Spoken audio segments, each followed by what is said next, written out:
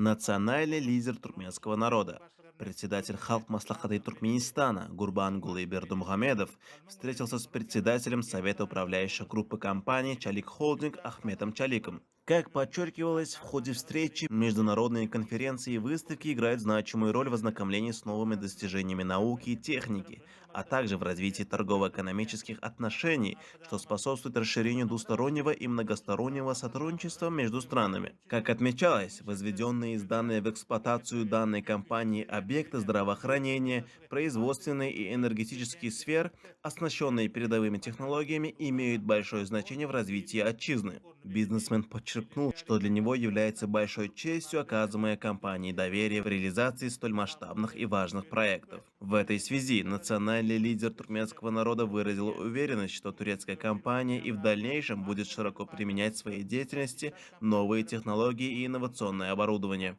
В завершении встречи национальный лидер туркменского народа, председатель Халк Маслахаты Туркменистана Гурбангулы Бердумхамедов и председатель Совета управляющей группы компании «Чалик Холдинг» Ахмед Чалык пожелали друг другу крепкого здоровья, благополучия и больших успехов в работе.